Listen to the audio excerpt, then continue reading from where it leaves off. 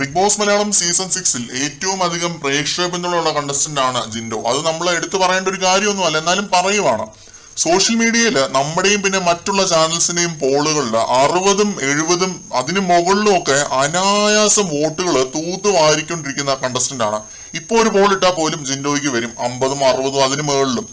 ഞാനിപ്പോ ഇങ്ങനെ ഒരു വീഡിയോ ചെയ്യുന്നത് സത്യാവസ്ഥയെ പറ്റി ചർച്ച ചെയ്യാൻ വേണ്ടിയാണ്. എന്താണ് സത്യാവസ്ഥ? എന്തുകൊണ്ട് ജിൻഡോ മിണ്ടാതായി?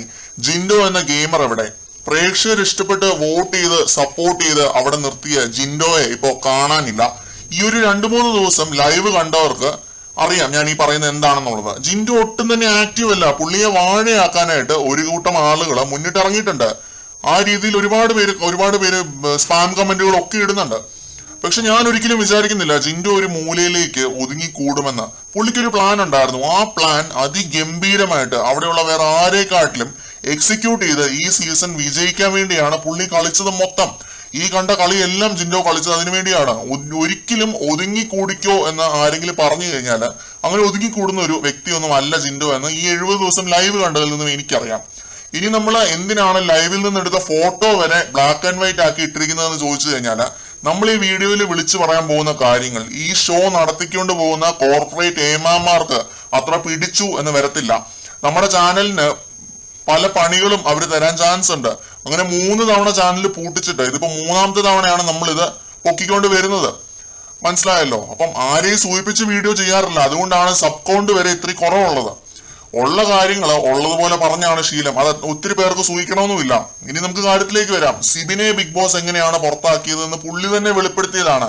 അതേ ഡ്രഗ് തന്നെ, അല്ലെങ്കിൽ ഒരു ആന്റി ഡിപ്രസന്റ് ഡ്രഗോ എന്തെങ്കിലും ഒരു ഡ്രഗ് ജിൻഡോയ്ക്കും കൊടുത്തിട്ടുണ്ടോ എന്ന് എനിക്ക് നല്ല സംശയമുണ്ട്. സംശയം ഇങ്ങനെ വർദ്ധിച്ചുകൊണ്ടിരിക്കുകയാണ് സത്യം പറഞ്ഞ ഈ വീഡിയോ ചെയ്യുന്ന സമയത്ത് പോലും. പലരും ഇത് നമ്മുടെ വീഡിയോകളുടെ അടിയിൽ കമന്റ് ഇട്ടും അല്ലാതെ ഒക്കെ ചർച്ച ചെയ്യുന്നുണ്ട്.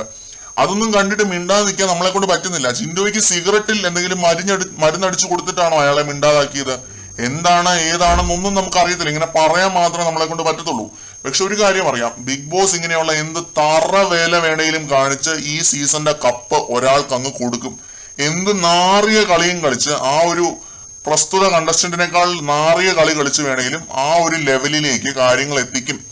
ആ ഫേവറിസം കണ്ട് നമ്മൾ മലയാളി പ്രേക്ഷകര് പൊട്ടന്മാരായിട്ട് നോക്കി നിൽക്കേണ്ടി വരും.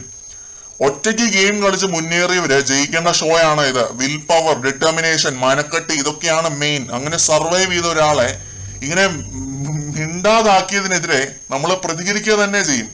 ഇപ്പം അതിന്റെ പേരിൽ എന്ത് പണി കിട്ടിയാലും ഞാൻ അത് ഏറ്റുവാങ്ങുക തന്നെ ചെയ്യും.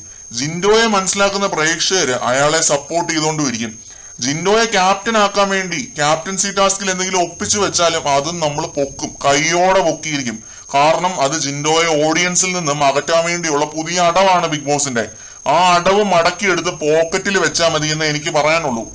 അതുകൊണ്ട് ആ ലെവൽ അടവുകളുമായിട്ട് വരരുത്. ഇത്രയുമായിരുന്നു എനിക്ക് പറയാനുണ്ടായിരുന്നു. ഇന്ന് ഡ്രൈഡേ ആണല്ലോ ലൈവിനകത്ത്. പ്രോമോ ഒന്നും കണ്ടുമില്ല. എന്തായാലും കൂടുതൽ അപ്ഡേറ്റുകളുമായിട്ട് വീണ്ടും കാണാം.